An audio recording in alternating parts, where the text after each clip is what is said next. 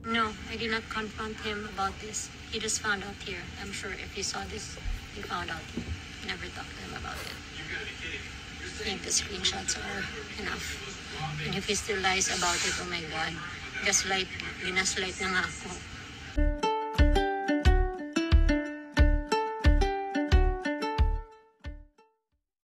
Now, the victim of the affair is not always the victim of the relationship.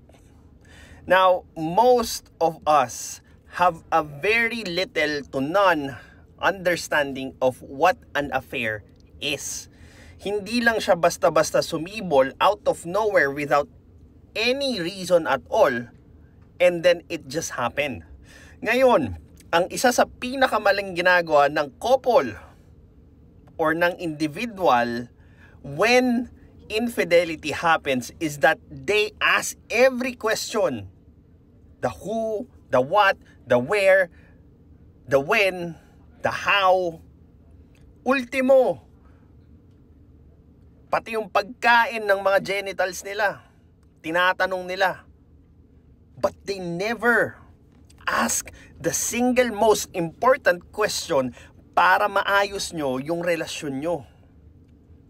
Bakit? Bakit ka nag-cheat? Diba? Anong meaning ng ginawa mo para sa'yo? Iniisip mo ba kami during ginagawa mo yan? Yung mga details na kung saan pwede nyong magamit para ayusin yung relasyon nyo. Pero dahil nasa era tayo ngayon na kung saan disposable lahat, we do not attempt to fix things anymore. Because alam natin sa mga sarili natin na pwede natin silang palitan. And the cycle goes on. Pupunta na naman kayo sa isang relasyon na hindi nyo alam kung bakit kayo nag-fall out nung huli, thinking that it might be just a coincidence or malas lang, so on and so forth. And then again, you are going to find yourself in the same predicament that you've avoided. When times like these happen, I always advise my client to face their demons. Face what each other needs to hear from one another. Marami kasi sa atin yung ayaw tignan yung mga sinasabi ng partner nila because it hurts the individual na malaman na ganun sila. At pag tinanggap nila na ganun sila, they will make an effort to change yung pangit na behavior na ginagawa nung partner. Kaya marami sa atin yung nagre-resort na lang sa pagiging or pagkakaroon ng disposable relationship, marriage, dahil nga mas madali yun kaysa mag-ayos. Hindi na natin iniintindi yung real essence of partnership or relationship. Katulad dun sa wedding vows, in sickness and in health, sa hirap o saya, it's always going to be for each convenience na lang. And this is why we have multitudes of broken families.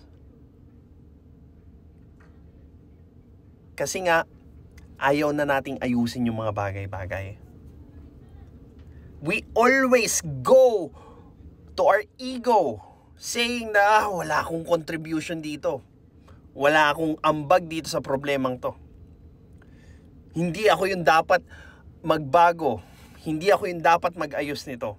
Well, kung hindi ikaw, kung hindi kayo, sino? Diba? You always take yourself out of the picture kasi nga, tingin mo, you are the perfect partner. It's a sign of an ego problem. Kailangan yung bumaba dyan sa pedestal nyo para makita nyo kung ano yung tunay na kinakaharap ng relasyon nyo. And don't tell me he's gonna gaslight the whole world. The screenshots are there, the receipts are there. Please. Pinabarangay ko siya dahil twice. Yeah, not once, but twice. Yeah, but we had an agreement that this was like months ago, maybe 3 months ago.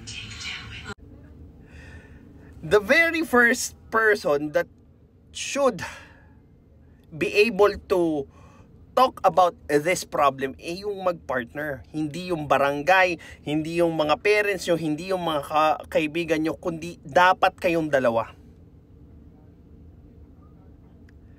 Kasi pag nag-involve kayo ng ibang tao, your biases will play out doon sa kwento nyo, doon sa ibang tao. Kasi ang kadalasan yan, magiging victim kayo sa sarili nyong kwento.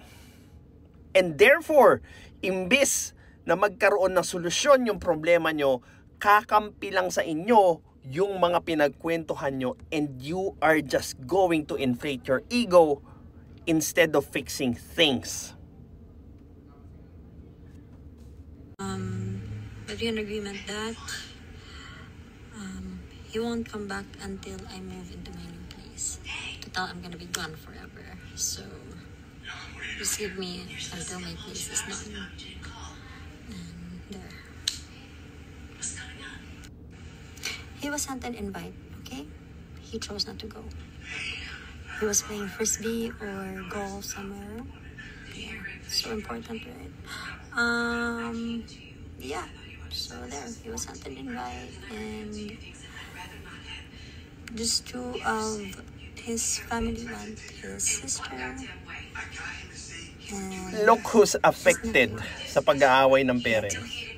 It's the kids. we had a choice. We all have a choice. When One adults person chose to decided act and think like a kid, yeah. the children He suffers. blames everything, everyone but himself. Yeah.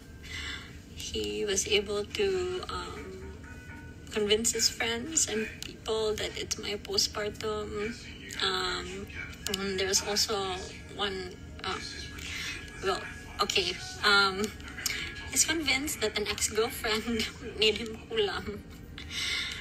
Hindi ko na tinapos. The next details are already irrelevant to what they are really experiencing. Again, those beliefs, the things, the reason, they should be processed as much as possible by the people who are involved in the relationship. If you're going to involve other people, make sure that they are impartial doon sa issue na kinakaharap nyo para malaman nyo kung ano yung totoong root cause ng pinagdadaanan nyo. Hindi pwedeng kaibigan, hindi pwedeng magulang, because they are going to become biased doon sa nangyayari sa inyo. That's why I'm here as your life coach. You could book a free clarity session so that we could check whether we can work together towards your goal of a better version of you or your relationship. This is your lifestyle coach, Mark. Have a good day.